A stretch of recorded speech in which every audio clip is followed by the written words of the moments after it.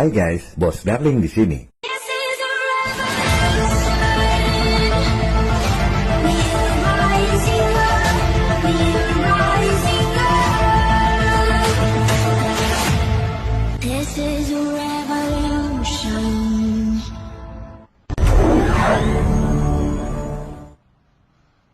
Kebanyakan orang berpikir organisasi Jumbo Internasional itu adalah institusi asing berisi orang-orang pinter dan kaya yang bekerja untuk kemaslahatan umat manusia di dunia. Mereka bilang pakai masker sambil di-scan kayak barang di supermarket.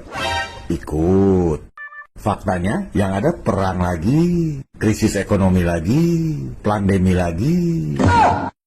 Induk dari semua organisasi globalis itu, PBB dan World Bank didirikan tahun 1945. IMF malah duluan, 1944, pasca konferensi Bretton Woods yang merubah sistem moneter global sampai sekarang. Di tahun 1945 itu, banyak negara-negara jajahan dimerdekakan oleh penjajahnya.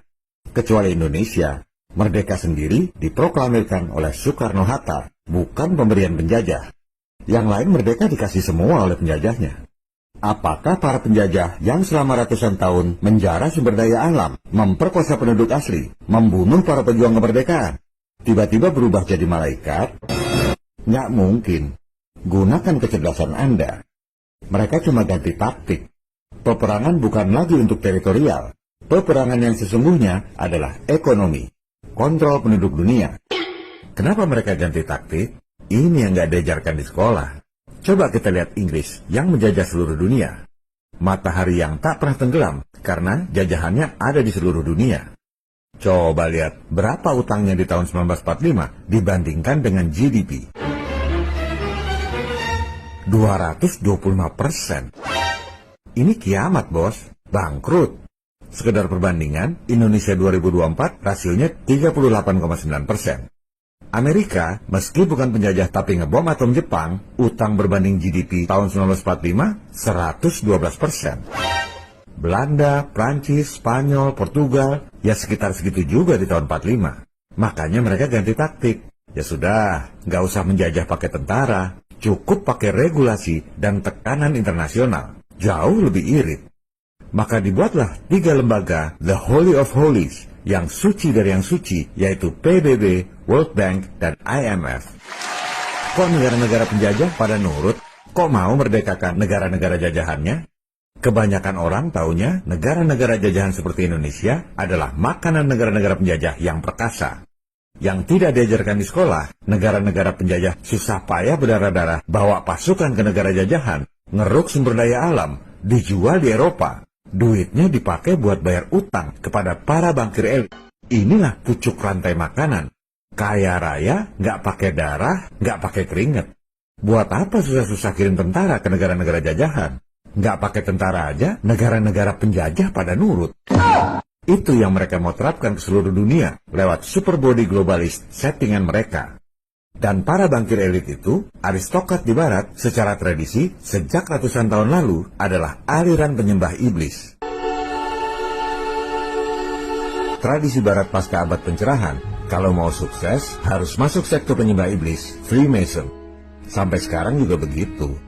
Ini bukan asal taruh foto, ada datanya masing-masing, dulu dibaptis di gereja setan mana. Contoh, Sir Stamford Raffles, penjajah Inggris yang jadi gubernur Hindia Belanda, dibaptisnya di gereja setan Loge de Vinschap di Surabaya. Sekarang jadi kantor BPN. Memang di Indonesia juga banyak loji-loji sektor penyembah iblis, tradisi yang dibawa oleh kaum penjajah. Loge Biskopline, Jakarta. Sekarang jadi kantor Bappenas. Di Bandung ada loji Sintian di Wastu Kencana. Itu kelihatan gambar mata dajalnya. Gedungnya sekarang sih udah nggak ada, tapi di tanahnya dibangun Masjid Al-Uhuah. Tidak semua anggota Freemason itu jahat. Selama nggak ganggu orang lain sih terserah aja mau nyembah siapa. Dr. Dawes Dekker alias Setiabudi misalnya. Dia Freemason tapi nggak jahat. Malah menggugat negaranya sendiri, Belanda, demi membela pribumi Indonesia. Presiden pertama Amerika, George Washington, juga Freemason, tapi nggak jahat. Memang pergaulan aristokrat ya begitu. Nah, di tahun 1776, di Bavaria, Jerman, ada sebagian kecil kelompok Freemason yang niatnya memang jahat. Kelompok kecil itu disebut Bavarian Illuminati. Ini Freemason yang jahat. Illuminati adalah konspirasi yang bertujuan untuk menghancurkan negara-negara dan agama-agama di Eropa. Kenapa? Karena tiap kali negara-negara perang, mereka dapat untung dari jual beli senjata dan sewakan tentara bayaran. Tiap kali negara runtuh, mereka nangguk untung dari konsesi bank sentral. Jadi memang perang adalah uang, cuan besar. Cukong Illuminati adalah seorang bankir pedagang emas bernama Mayer Amschel Bauer. Karena di rumahnya suka pasang perisai warna merah, dia ganti nama jadi Rothschild, bahasa Jermannya. Dalam lafal Inggris, Rothschild. Jadi bendera Israel itu sebenarnya adalah logo keluarga Rothschild dari tahun 1769. Rothschild mendanai kelompok Jacobin, sukses melakukan revolusi Prancis dan meruntuhkan kerajaan Prancis yang sudah berumur 1000 tahun. Buat apa menghancurkan negara?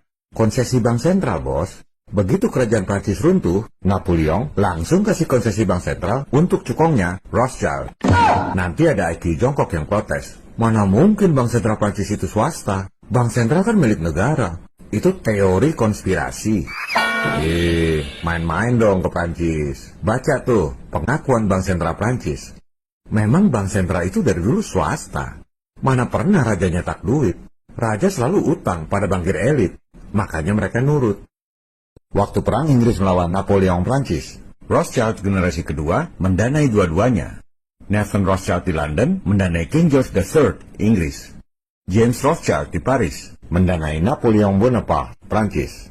Siapapun yang menang, Inggris atau Prancis, Rothschild pasti menang. Nanti IQ jongkok protes lagi. Teori konspirasi. Mana mungkin penjajah Inggris yang menjajah negara-negara di seluruh dunia dimodali oleh Rothschild. Main-main dong ke tempat keluarga Rothschild. Arsip keluarga Rothschild dengan bangganya mengakui bahwa merekalah yang mendanai militer kerajaan Inggris waktu melawan Napoleon. Itu 200 tahun yang lalu. Makanya sampai sekarang pun hanya seorang Rothschild yang bisa tunjuk-tunjuk dada Raja Inggris. Oleh sebab itu, negara-negara penjajah semua nurut pada cukongnya, yaitu bankir elit. Mereka adalah pucuk rantai makanan, predator yang paling top. Inggris sudah hancur-hancuran perang sama Napoleon, hancur-hancuran perang dunia 1 dan 2. Tetap aja negara-negara jajahan gak ada yang sadar. Belanda udah hancur lebur di bom Jerman. Masih aja orang Indonesia nggak bisa lawan. Kapan sih bangsa ini sadar? Saya membuat video ini bukan sekedar cerita sejarah luar negeri, sekedar nice to know. Ini semua berkaitan dengan kehidupan kita sekarang. Kalau Anda nggak sadar ini, Anda nggak akan tahu siapa lawan sesungguhnya. Dan akan terus dikadali oleh elit global tanpa sadar. Gunakan kecerdasan Anda. PBB itu yang modalin siapa? Silakan Anda buka situs resmi PBB, arsip foto. Dijelaskan di situ bahwa tanah tempat dibangunnya gedung PBB yang megah itu adalah sumbangan dari John D. Rockefeller III. Itu tanah di Manhattan, daerah yang paling mahal di dunia. Segede gitu tanahnya. Duit dari mana? Elit global. Sama juga konglomerat nyumbang parpol, abis itu parpolnya ngoceh. Oh, itu sumbangan doang, orangnya tulus, nggak ada imbalan balas jasa. Bodoh sekali berpikir seperti itu. Jelas ada maunya.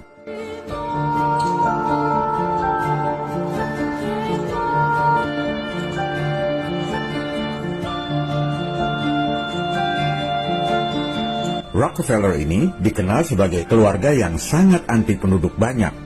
Tahun 1921, mereka membuat gerakan eugenics. Pertumbuhan umat manusia dianggap seperti ngelola peranakan anjing. Kalau anjing champion, dikembangbiakan. Kalau anjing kampung, disterilkan aja biar nggak beranak lagi. Karena nggak bagus dan dianggap nggak ada gunanya. Maka eugenics ini melakukan gerakan yang paling tidak bermoral dalam sejarah umat manusia. Sterilisasi secara paksa dan massal. Eugenics ini berkembang jadi rasialisme yang luar biasa. Bukan cuma India dan Cina, Jepang pun kena sterilisasi paksa. Indonesia dari zaman penjajahan juga masuk dalam program penyedikitan umat manusia. Filosofi iblis dalam eugenics adalah sebagian orang dilahirkan untuk jadi beban manusia lain. Rockefeller ini memang anti penduduk banyak. Bahkan setelah eugenics dihentikan, mereka masih terus menjalankannya dengan baju yang berbeda. Coba kita dengar apa kata David Rockefeller tentang program depopulasi dunia yang harus dijalankan meski bertentangan dengan agama dan moral. Ini benar-benar iblis. Unless nations will agree to work together to tackle these cross-border challenges posed by population growth, overconsumption of resources, and environmental degradation, the prospects for a decent life on our planet will be threatened. Dia bilang bahwa pertumbuhan jumlah penduduk adalah ancaman bagi dunia karena mengurangi konsumsi pangan dan prospek hidup yang layak. Jadi perkembangbiakan manusia yang kita anggap sebagai anugerah Tuhan, dia anggap sebagai ancaman. Makanya harus ada program depopulasi, penyedikitan umat manusia. Dan bukan baru kali itu mereka ngomong. Tahun 1921 sudah dijalankan oleh gerakan eugenics. Silakan Anda baca. Yang dituju adalah rakyat miskin, nggak boleh berkembang biak. Memang Illuminati itu menganggap rakyat miskin seperti anjing kampung. Nggak usah berkembang biak, biar punah aja. Jadi sasaran utamanya adalah negara-negara berkembang yang miskin. Asia, Afrika, dan Amerika Latin. 30 tahun kemudian, tahun 50-an, ketika penduduk dunia baru 2,5 miliar penduduk, mereka merasa sudah seperti mau kiamat. 2,5 miliar penduduk itu udah kebanyakan buat mereka. Padahal sekarang sudah 8 miliar lebih. Makanya harus dikurangi jumlah penduduk. Caranya, waktu itu sih dengan sterilisasi massal di negara-negara berkembang. Dan instruksi Rockefeller di Dewan Bisnis PBB itu 70 tahun setelah eugenics. Illuminati tak akan pernah berhenti menyedikitkan umat Tuhan. The recent UN meeting in Cairo is appropriately focused on one of these key issues, population growth. But the controversies which have erupted at the conference illustrate the problem of coming to grips with issues that are deeply divisive and which have a profound moral dimension. Tahun 1994, melalui Kongres PBB di Kairo, Illuminati sudah menggaungkan program depopulasi. Tapi banyak ditentang oleh negara-negara karena faktor moral dan agama. Makanya dia komplain pidato di forum PBB itu. The United Nations can and should play an essential role in helping the world find a satisfactory way of stabilizing world population and stimulating economic development in a manner that is sensitive to religious and moral considerations.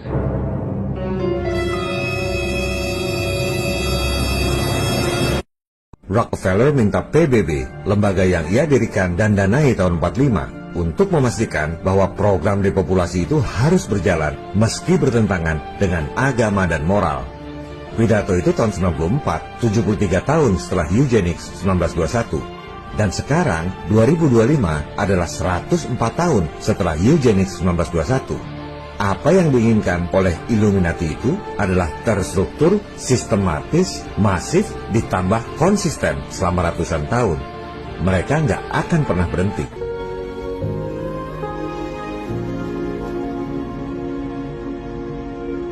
Program depopulasi berkaitan erat dengan ideologi Illuminati.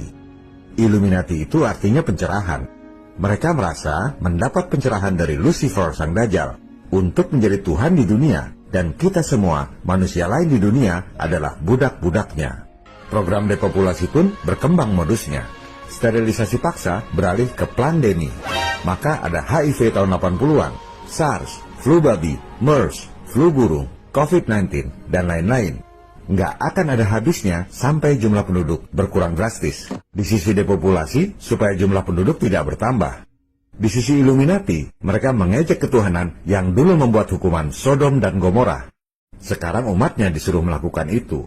Elit global memandang pertumbuhan penduduk yang kebanyakan orang-orang miskin itu adalah ancaman untuk pasokan pangan mereka.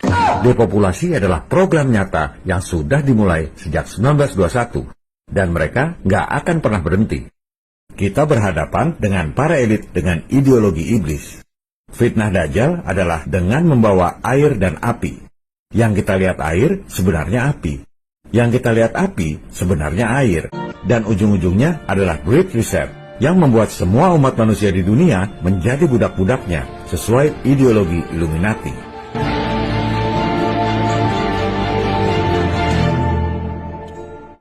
This is John Connor. If you're listening to this, you are the resistance. Viva Republik Indonesia. Salam People Power.